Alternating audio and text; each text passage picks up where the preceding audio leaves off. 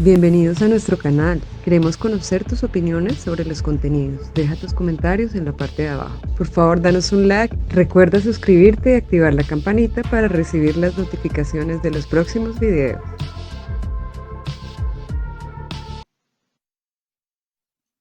Ahora sí, ¿cómo la tratamos? Digamos que para una de las cosas que vale la pena mencionar es que los hábitos alimenticios y los hábitos de vida saludable son el primer eslabón en el control de una epilepsia, ¿cierto? Pues aunque eso es lo que antes se pasaba como rapidito y toma el medicamento y nos vemos después en unos meses, cada vez sabemos un poquito más y vemos que efectivamente ciertas cosas pueden generar un riesgo mayor de presentar crisis o empeorar la epilepsia, eh, o al contrario, pues pueden ayudar, ¿no? Entonces, por ejemplo, pues la medicación lo coloco como primera opción, pues básicamente es porque de las principales causas de convulsiones o de recurrencia, es decir, que sigan apareciendo las convulsiones, es la medicación. ¿En qué sentido? En que no son adherentes, es decir, no se toman el medicamento, o se lo toman un día sí, un día no, o le bajé la dosis simplemente porque me parece que es mucho. Entonces, esas son las causas más frecuentes de que un paciente se descompense, ¿cierto? Entonces, digamos, otro hábito puede ser pues el buen dormir, ¿cierto? Los pacientes con epilepsia tienden a ser incluso un poco más sensibles en este sentido y si hay una deprivación en el estado de sueño, pueden generar convulsiones. Entonces, a menos que haya una indicación clara, digamos que por ejemplo necesitamos hacer un examen con deprivación de sueño, pero usualmente el trasnocho sí es un factor precipitante y entonces se convierte pues, de un hábito de vida saludable a un factor de riesgo si no tenemos justamente ese manejo adecuado. El alcohol, por supuesto, las drogas son sustancias que facilitan o disminuyen el umbral convulsivo, entonces son básicamente sustancias que debemos evitar. El ejercicio y la alimentación sabemos que cada vez más son herramientas muy efectivas en ese bienestar en el sistema nervioso. Luego entonces lo ideal es que uno sí pueda regularse en la alimentación, pueda tener periodos de ejercicio adecuados. Estrés, fiebre, por supuesto, en niños es muy frecuente que la fiebre pues genere o desencadene convulsiones. Hay niños que vienen con ese umbral que hablábamos hace un momento un poco más bajo, entonces no necesitan temperaturas de 40 para convulsionar, sino temperaturas muy pequeñas. Pero por lo demás, pues su vida común y corriente. Entonces, eso ya aún le hace pensar que si es un paciente adulto, un paciente adolescente que tiene fiebre y convulsiona, pues obviamente hay que hospitalizarlo, chequear que no sea por ninguna infección acá arriba y pues empezar a dar, digamos, como instrucción para mejorar ese tipo de cosas. Y por último, vuelvo a colocar medicamentos, es básicamente porque uno tiene que regularse en los medicamentos que toma, no automedicarse, ¿cierto? Porque pues justamente estamos creando resistencia bacteriana, por ejemplo, cuando sean antibióticos o justamente pues la interferencia que pueda tener con los anticonvulsivantes. Digamos que entre los tratamientos pues tenemos varias opciones, ¿cierto? Entonces, tenemos como primera línea, ya vimos los hábitos saludables, porque pues de nada me sirve estar tomando pastillas si estoy trasnochando y durmiendo 3 horas todos los días, entonces pues no me va a controlar la epilepsia. Entonces el primer lado vendría siendo los hábitos de sueño, los hábitos de alimentación, ese buen estilo de vida, esos hábitos saludables de vida, entonces ese es el primer eslabón. Ahora, ¿qué otras opciones tenemos? Tenemos medicamentos, tenemos tratamiento quirúrgico, tenemos tratamientos que son no farmacológicos, estas otras son técnicas, por ejemplo, la termocoagulación, eh, la inmunoterapia o la neuroestimulación, pues que ya vamos a charlar un poquito más de ello más adelante.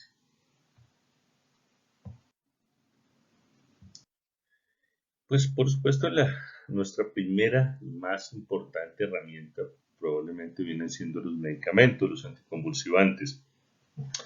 Afortunadamente en nuestro país pues gozamos o tenemos múltiples anticonvulsivantes, incluso tenemos a veces más medicamentos que en otros países de la región. Entonces en realidad nuestra oferta es variada y tenemos múltiples moléculas las cuales podemos utilizar para el control de las epilepsias. Entonces también, como les mencionaba en unas diapositivas anteriores, nos interesa clasificar adecuadamente estas epilepsias porque pues de eso depende el medicamento que escojamos, ¿cierto? Entonces, como ustedes ven aquí, las dividimos en aquellas que son generalizadas o focales y cuáles son los medicamentos más indicados para ese tipo de epilepsias, ¿sí? Entonces ustedes ven que para las generalizadas el fenobarbital, el ácido valproico, la lamotrigina, el levetiracetam, topiramato, sonizamida, ¿sí? Son para ese tipo de epilepsias. Algunos anticonvulsivantes para epilepsias generalizadas también funcionan para epilepsias focales, se consideran como de amplio espectro, como el ácido valproico, el fenobarbital, el levetiracetam, topiramato, la lamotrigina también puede utilizarse en determinados casos y tener muy buena respuesta en las epilepsias focales, mientras que al revés, en el sentido contrario, si no funciona de la misma manera. Yo no puedo utilizar estos otros medicamentos de convulsiones focales en convulsiones generalizadas porque lo más probable es que empeore su cuadro clínico. Entonces aquí tenemos otros que están como muy a un ladito, que son el clobazam y la lamotrigina, pero que son medicamentos que funcionan bien para ambos tipos de epilepsias, ¿vale? Entonces, cada uno de los medicamentos, todos los medicamentos tienen algunos efectos secundarios, eso es un hecho, no es de extrañarse. Algunos pues digamos que son un poco más notorios, otros menos, ¿cierto? Pero pues todos en mayor o menor medida tienen efectos secundarios. Entonces, digamos que nunca es ideal y siempre la discusión a veces cuando se va a iniciar un tratamiento es, bueno, ¿qué podemos hacer? ¿Qué podemos darle aparte de los medicamentos? Yo les menciono siempre que el problema no es en sí el medicamento, por supuesto buscamos que se tengan moléculas o tengan medicamentos que sean, digamos, bien tolerados, que nos puedan controlar las convulsiones a dosis bajas, ¿cierto? A la dosis mínima tolerable y pues por supuesto que no me vaya a generar efectos secundarios. Ese es el ideal, ese es el mundo ideal. Pero desafortunadamente en muchas situaciones las epilepsias son de más difícil control o pues cada paciente responde de una manera diferente a uno u otro anticonvulsivante, por lo cual pues podemos utilizar ácido valproico en un paciente y funcionarle de maravilla, pero resulta que el hermanito gemelo se lo coloque y a él sí no le funcionó. Entonces es variable, por eso tenemos como ese arsenal y que vamos obviamente escogiendo cuál es el más indicado o cuál es la combinación de medicamentos pues más indicada. Esta es una gráfica que, digamos, clásica, en donde siempre se esquematiza, digamos, cómo ha sido la progresión y la aparición de los anticonvulsivantes. Y pues mírense todas las ofertas, o toda la oferta, todos los exámenes, todos los medicamentos que uno tiene a disposición. Aquí van los de primera generación, que todavía tenemos incluso uno que es el fenobarbital, es de primera generación, pero aún lo mantenemos es porque su efectividad es muy buena. Ahora, el problema del fenobarbital es que tiene bastantes efectos secundarios, por lo cual no lo utilizamos de forma crónica, ¿cierto? Entonces pasa lo mismo con otros medicamentos de la segunda línea o de la tercera línea. Entonces, básicamente, los mecanismos de acción en la mayoría no son tan diferentes. Sin embargo, los efectos secundarios sí hacen la diferencia. Entonces, usualmente los de tercera generación o alguno que pueda estar, digamos que mucho más reciente, lo que busca es básicamente una, una disminución en los efectos secundarios, con en muy pocos casos aumento en la afinidad o en la efectividad para el control de las convulsiones. Los efectos secundarios, pues digamos que más frecuentes son pues de varios tipos, ¿cierto? Si son, digamos, con base en mecanismo de acción, es decir, medicamentos que producen sedación, pues si lo colocamos muy rápido o a dosis muy altas, probablemente vamos a generar ese efecto secundario, ¿cierto? Hay otras que son pues igualmente reacciones como idiosincráticas, pues asociadas a los medicamentos. Se puede presentar antes, durante o ya llevando algún tiempo el tratamiento.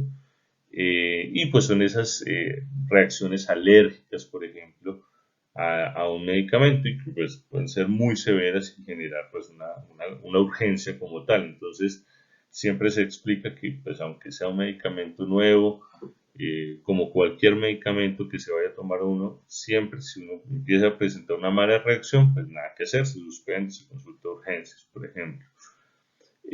Los de tipo C son los crónicos o tardíos, son pues aquellos cuando son, digamos, tratamientos a largo plazo con estabilización en peso muchas veces. Sin embargo, eh, igualmente se generan alteraciones en peso, en mineralización ósea, en fin. Entonces, esos son los que vemos asociados y por ejemplo el fenitoína, el vigabatrin, el topiramato pueden tener compromiso en ese tipo de aspectos. Los teratogénicos, pues son medicamentos básicamente que no podemos utilizar, anticonvulsivantes que si no podemos utilizar cuando pues, hay riesgo de que durante la gestación generen malformaciones en el feto. Entonces, pues ya son, digamos, bastante conocidos. El ácido valproico como primero que uno tiene que tener en mente, el topiramato después de los 200 miligramos, o la carbamazepina o el fenobarbital. Son medicamentos que si el paciente es una paciente en embarazo o con proyección a quedar en embarazo, pues probablemente tenemos que evitarlos, ¿cierto? Y pues ese último grupo que son aquellas que pueden, aquel grupo de medicamentos que puede generar interacciones farmacológicas, que cada vez son menores, pues justamente porque en la generación siguiente de medicamentos, pues ese tipo de problemas se han venido como corrigiendo. Ya, digamos, otra de las opciones que se tiene es el tratamiento quirúrgico, por supuesto. Es una, digamos, una de las fases o las técnicas o las opciones de manejo de las epilepsias que pues probablemente generan más temor.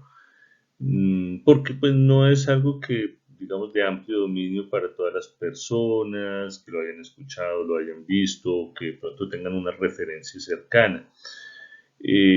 La cirugía de epilepsia se practica desde hace muchísimo tiempo en nuestro país, ya lleva bastante tiempo también con grupos muy muy buenos y que pues van digamos, probablemente a resultar en unos desenlaces pues adecuados.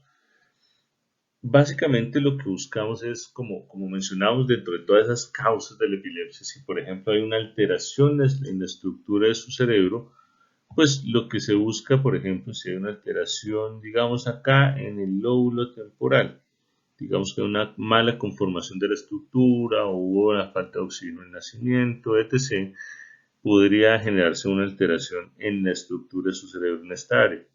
Entonces, si eso es así, pues ya se evalúa cuál es el plan. ¿Cómo se evalúa?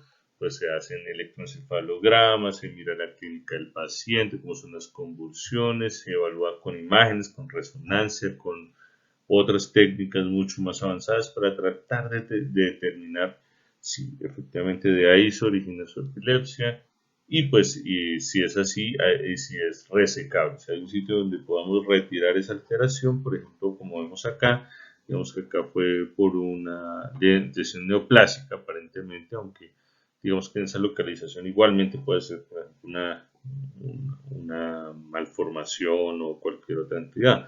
Pero digamos que efectivamente aquí hubo una alteración o acá hubo una alteración, sea de cual sea la causa, y pues lo que se hace es básicamente resecar, como quitar ese pedacito en donde está la alteración estructural.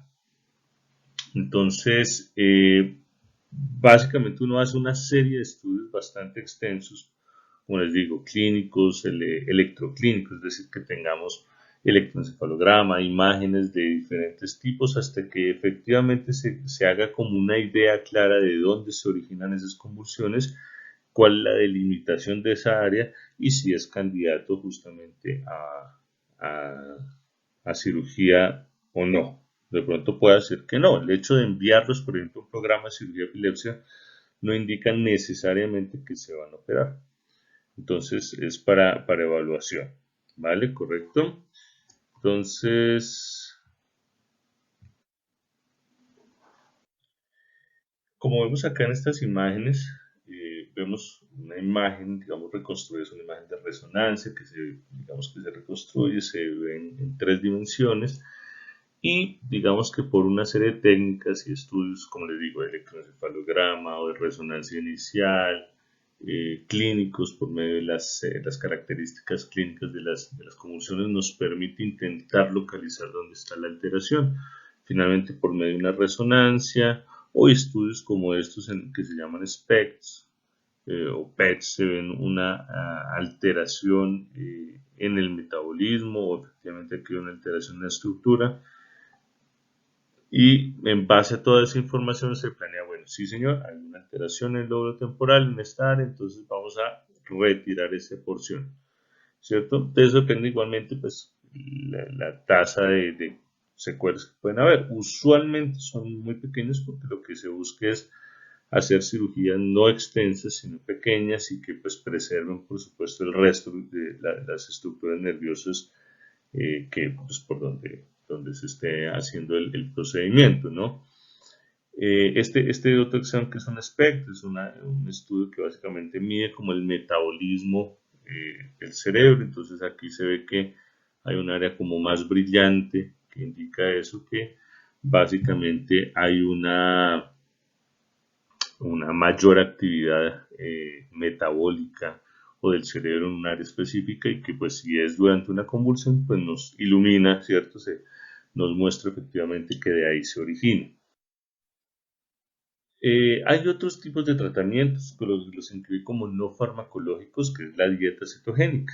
De pronto ustedes lo han escuchado, es un tratamiento que pues digamos que cada vez viene más en boga, ¿cierto? Cada vez viene eh, siendo más conocido y pues para la epilepsia tiende a ser muy efectivo, incluso más que algunos medicamentos o incluso más que otros dispositivos, pues en la medida en que se pueda hacer de una forma eh, pues controlada, de una manera pues con un acompañamiento, porque esto no es para que uno diga yo voy a restringirlo y porque pues hay muchas cosas que hay que ajustar, entonces la recomendación es siempre hacer esto en manos y con el acompañamiento de un profesional, de una nutricionista, ¿cierto? Para que se vayan abordando estas opciones.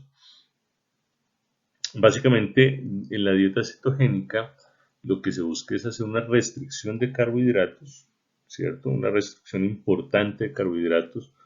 Hay diferentes tipos de dietas cetogénicas, pero digamos que pues se va variando, es como qué tan restringidos tengo los carbohidratos, si es un 5 o si es un poquito más, un 10%, si es un poquito más, y pues el resto de aporte se da por medio de las proteínas y las grasas. Esa sola alteración, ese solo cambio en el metabolismo genera una producción de ciertas sustancias y cambios a nivel cerebral que van a evitar la progresión de las convulsiones o que van a detener las convulsiones, ¿cierto? Entonces, es un tratamiento muy bueno que antes está como al final de todo el listado. Ahorita sabemos que incluso las recomendaciones similares, si ya vas para el segundo medicamento y no te responde, pues pásate de una dieta cetogénica, ¿cierto? No es tan complicada como uno cree o tan costosa, pero pues sí requiere una disciplina y una adherencia bastante importante. Este es un esquema básicamente lo mismo de la dieta cetogénica, donde vemos que hay una restricción de carbohidratos. Los carbohidratos a la larga, digamos, esa restricción, ese cambio en el metabolismo, lo que uno busca es que se produzcan cetonas, pero adicionalmente eso produce pues, una serie de cambios en el nivel metabólico que a la larga son lo que nos va a provocar el control de las crisis. Probablemente una de esta parte, digamos, de las últimas, que es la neuroestimulación. Eh, Hay un dispositivo clásicamente que ustedes probablemente han escuchado, que es el BNS, el estimulador de nervio vago, que sea este que vemos acá, ¿cierto? Básicamente se encarga un dispositivo que emite pulsos de energía, los cuales van a través de este cablecito, este electrodo, que se va a conectar directamente al nervio vago. ¿Eso para qué nos sirve? Justamente como hay pulsos de energía, están interrumpiendo esa actividad eléctrica que se hace, pues evitando justamente que progrese y que genere convulsiones, ¿cierto? Incluso pueden venir con un imán, que en donde el paciente cuando dice, uy, me va a dar porque empieza a sentir mareo, dolor de cabeza y después de eso siempre la convulsión. Entonces en ese tipo de epilepsias también tiende a ser muy útil porque tú tienes un imán, el cual lo pasas por el sitio donde está el estimulador y pues al hacer ese estímulo, el estimulador manda una señal un poco más fuerte justamente para evitar que vaya a convulsionar, ¿no? Otro tipo de dispositivos es digamos, el estimulador profundo, ¿cierto? O digamos, el NeuroPace, que son estimuladores, son dispositivos que ya se colocan de forma invasiva dentro del cráneo y que lo que buscan es justamente, digamos, para efectos prácticos lo mismo, que es como interrumpir esa señal eléctrica para que no se vuelva sincrónica y genere convulsión. Digamos que ya la cuestión es que no hay muchos dispositivos de esos acá en Colombia, ya creo que se han colocado un par en Medellín. Y pues digamos que se seleccionan muy bien los pacientes, justamente por eso, y dos, porque pues son tratamientos que llevan, sobre todo el estimulador, el NeuroPace, este estimulador, pues pues tiene menos movida en el mercado, hay menos evidencia. Sin embargo, hasta ahora todo es pues muy promisorio y que ha funcionado muy bien en muchas epilepsias, las cuales pues no teníamos claridad si se iban a mejorar o no. Entonces, para concluir, simplemente resaltar varios aspectos. Uno, tenemos múltiples opciones para el manejo de la epilepsia. Y ustedes ven que desde los mismos hábitos del paciente, de los hábitos de calidad de vida, de bienestar, pues influyen en el control de las convulsiones. Tenemos una gama amplia de medicamentos para el control de la epilepsia, y pues que en manos adecuadas pues pueden ser pues, muy efectivos.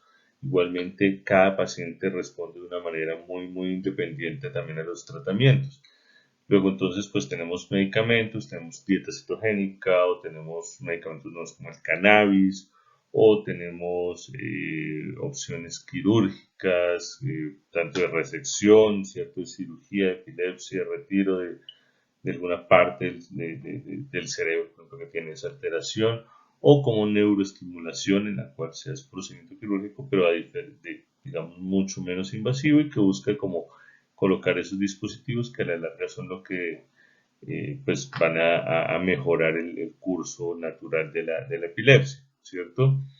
La efectividad es variable, depende de múltiples factores, la etnia, el peso, la adherencia del mismo paciente, pues digamos que muchos factores los que pueden influir en que un medicamento o un tratamiento funcione, pero de todas maneras sí va a ser un factor muy importante el hecho de tener un personal o que sea atendido por un profesional especializado, ¿cierto? Que tenga conocimiento, experiencia en el manejo de epilepsias, porque por supuesto eso va a dar una ventaja importante, no solo por los estudios que se puedan direccionar de la mejor manera, sino los tratamientos que igualmente se puedan iniciar.